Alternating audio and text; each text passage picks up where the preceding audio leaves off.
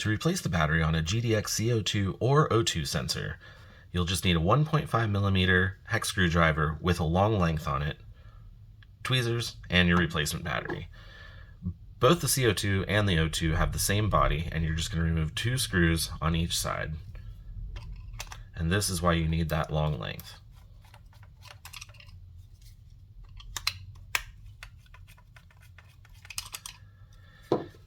Now, when you remove the head from the body, you want to do it gently and slowly because there are some other wires and a ribbon cable that you don't want to detach.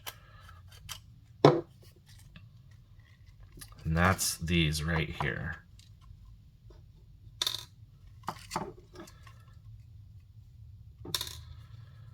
All we're going to be concerned with is this red-black wire right here, which is the battery. And this is where the tweezers come in handy. You just detach that, and then the battery slides right out. Slot the new battery in, and you'll want to reconnect the battery with the flat side facing away from the board into this connector.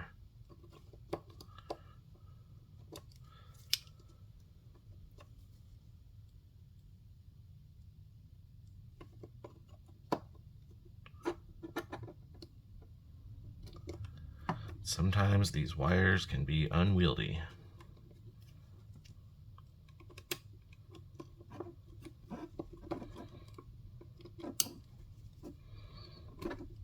You can manipulate the wires a little bit to get it to bend to better seat in this connector.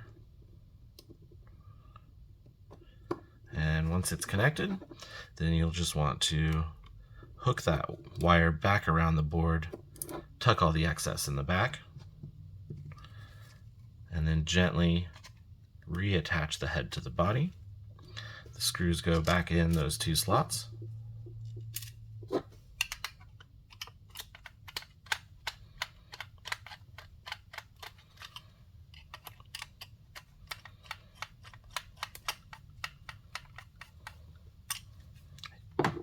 And you're done.